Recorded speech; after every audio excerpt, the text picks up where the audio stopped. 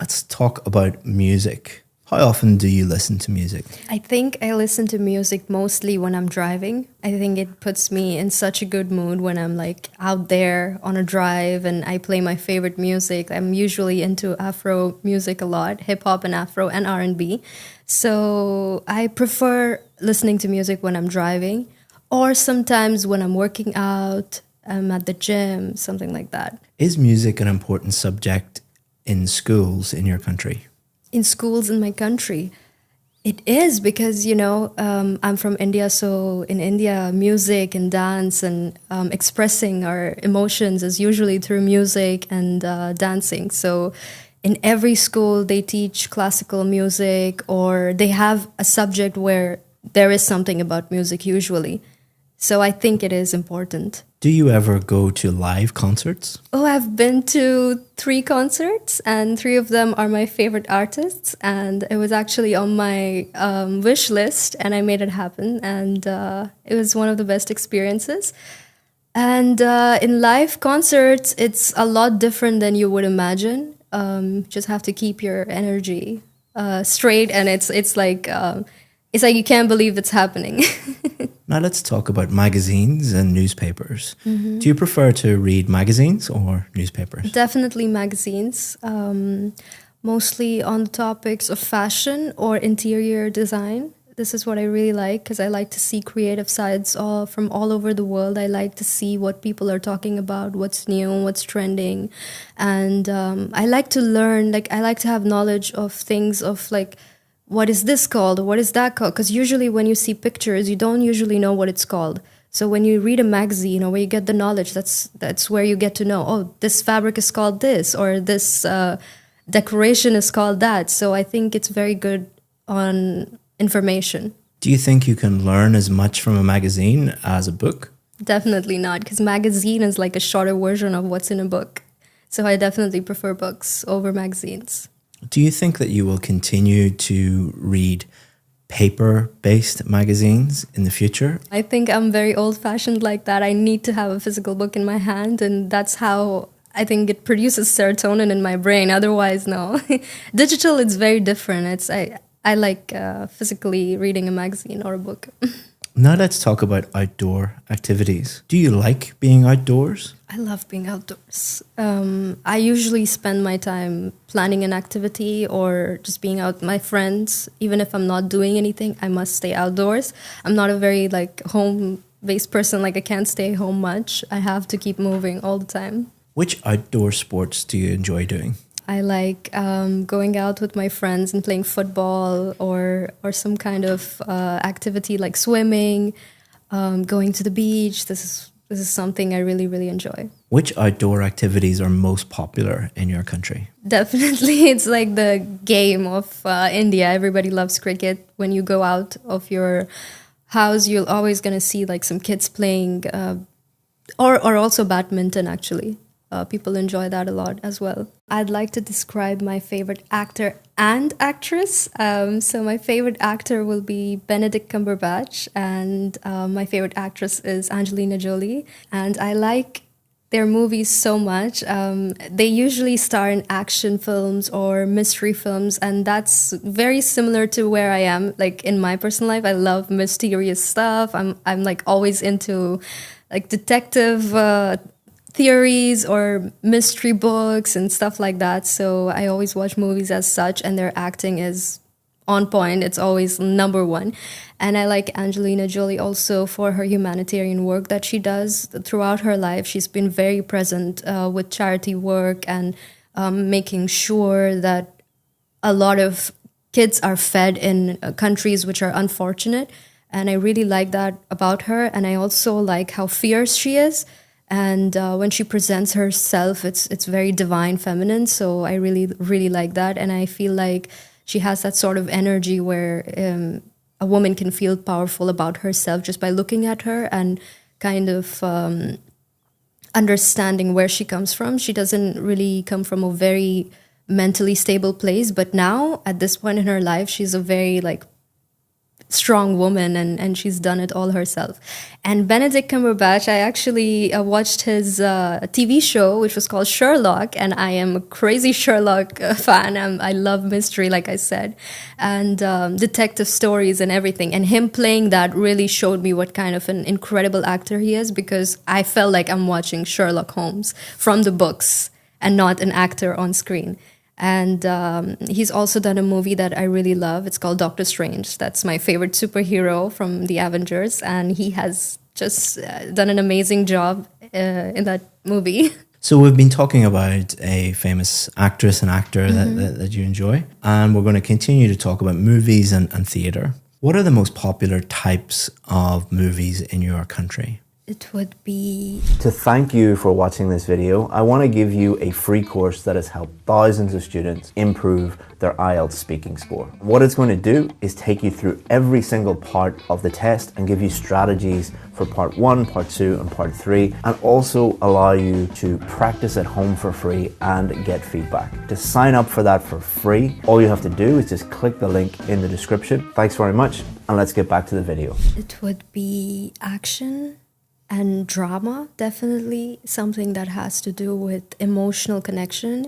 It's usually fictional, that I would say, and also comedy. Yeah, there's a lot of comedy that goes on in the films that are coming out now from India. Do you think that going to the cinema will be as popular in the future? I think 50-50, yeah. I'm not sure about that, but it looks like people enjoy watching movies at home, and it's not as much exciting as it used to be back then. And I think probably, yes, it would be more digitally available at home, and probably, yeah. Now let's talk about the theatre. How strong a tradition is it today in your country to go to the theatre? Mostly, I think, in out of city areas, actually. It's mostly now as an activity that families go to with their kids, just to show a play to their kids and to introduce them to this form of culture and activity. I think it's more of that now. Theater is not as much popularized back in India as much as cinema and film and movies are. So I think that is kind of on the back seat. It's not so much as it used to be. Do you think that theatre should be run as a business or as a public service? Ooh, I think both. I think it goes hand in hand, so that people can be employed as well at the same time, and it is of a public service at the same time. I think that people do enjoy it, but at the same time, it could be used as an excuse and used as like an opportunity. What I mean to employ people, and because there's a lot of people who would love to do acting, but they can't really make it in the movies. So maybe they could use theater as their hobby. So I think, yeah, both can go hand in hand. In some countries, governments pay theatres to put on shows for the public. Do you think this is a good use of public money? It depends on whether or not if it's free to the public. Because if you're charging for them to see that play, then it doesn't make any sense, is what I think. And I think that it shouldn't be this way in the first place. I think it should be available freely to the people. Yeah. Let me give you some feedback on your performance. So you're hoping to get a band 9. And I'll go through the 4 marking criteria. Okay. So pronunciation, fluency and coherence, grammar and vocabulary. So let's start off with your pronunciation.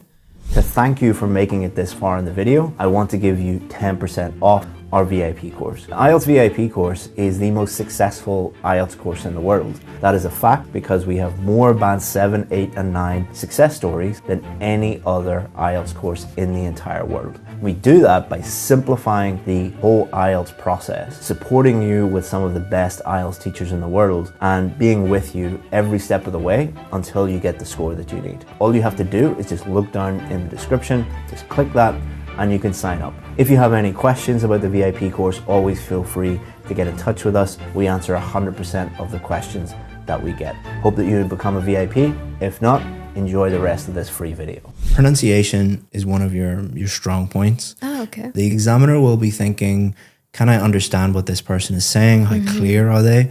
And then some higher level pronunciation features like intonation, for example.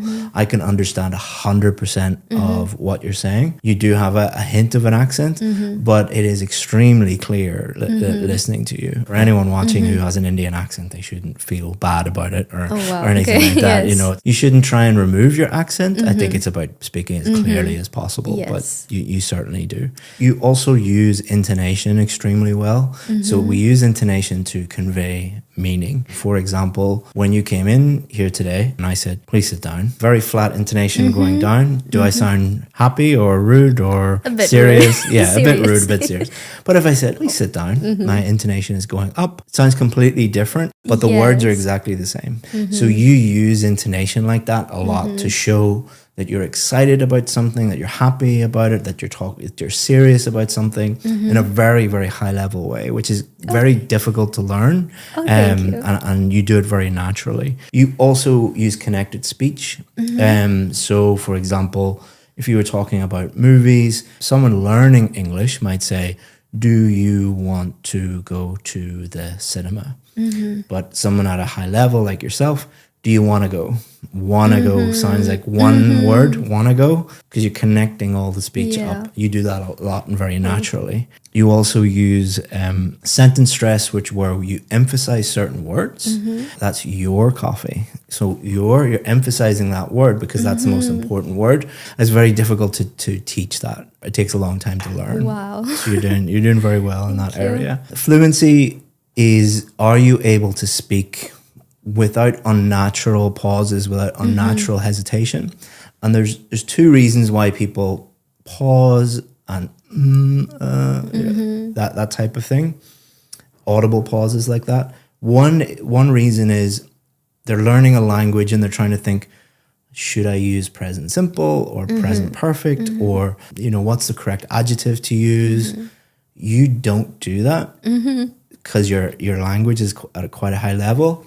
You do sometimes pause and think and hesitate a little bit for the second reason, which is trying to think of ideas. So you can tell, especially in the part 3, you were formulating ideas and you were, let me think about that, and pausing a little bit, but that's natural. And a good examiner knows the difference between those two things. So they're not going to give you a low mark for pausing or hesitating a little bit for thinking of the idea. Now, coherence is different. It's, did you answer the question, and did you develop your answers a little bit more? You need to be a little bit careful. For example, the first question I asked you, how often do you listen to music? And you told me about when you listen to music. So that's slightly different. Now, the examiner will base their score on all of your answers. It's not like, oh, she slightly didn't answer that question in one question. Give her a low score. That's not how it works. And the way that you answered that question by saying, I listen to music in the car and I listen to it in the, I think you said, When I drive. When I drive. Yeah. You're answering the question implicitly. By implication, I know how often you listen to it. You should try to answer each question explicitly. How often do you? Every day. I don't think that this is an issue for you today, but imagine you go and do the test. Imagine you have a Canadian visa application. And it's like, if I don't get this, I can't go and meet, my family or I can't do whatever I want to do. There's a lot of pressure on you. So often when people are under pressure and under stress, they mess up. Just make sure that you answer every question exactly how they want it. The same with the cue card for part 2. It said, describe your favorite actor or actress. And you did both. So technically, an examiner would be extremely picky if they marked you down for that. But again, I'm not criticizing you, but I'm being overly cautious because on exam day, if you go and do the test, you might go off and talk about something related to that topic, but not really answering it correctly. I think you would be fine. but we just don't want to take any risks. Definitely. Towards the end, especially the last question, part 3, what the examiner is thinking about is, can this person really develop their answers? Can they speak at length about topics? The last question, there's quite a short answer for part 3, but that was quite impressive. I'll tell you why. If you get a really, really difficult question in part 3, you should be happy, because the examiner thinks you're good. If the examiner thinks you're bad, they'll just throw easy softball questions at you. If the examiner thinks that you're really good, they'll throw more and more difficult questions to really just stretch you and test you. And that's what I was trying to do at the end. A really good Band 8, Band 9 student, even if they get a question that they don't know much about, they're not too sure about, they will attempt an answer. So your attempt at an answer, even though it was quite short, indicates that you are at a very high level. Coherence is the only area that I'm really, really concerned about. But overall, it's very, very good. I'm focusing on the negative, but it's only because You should, because otherwise how would I know? Yeah. Grammar, the examiner will be thinking, does this person have enough awareness of grammar structures that they can talk about anything? Like, can they use comparatives to compare two things? Can they use superlatives to talk about their favorite things and talk about the best things? Whatever I throw at you, you're able to handle that. And they'll also then think about, how many grammar mistakes are you making? I think I only heard one or two small slips. I think a preposition slip or an article slip. But that is comparable to a native English speaker. If you listen to native English speakers speak for 15, 20 minutes, they'll make little preposition errors or subject-verb agreement errors. So that's natural.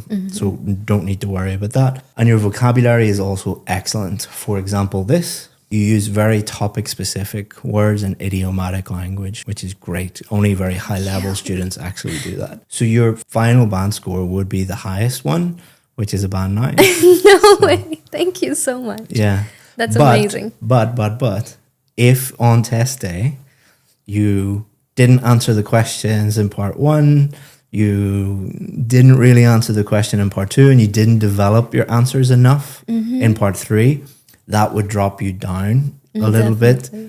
Not hugely, but just be careful with that. All right. Less than 1% of people get a band 9. Oh, wow. Yeah. So there you go. Well done. Thank you.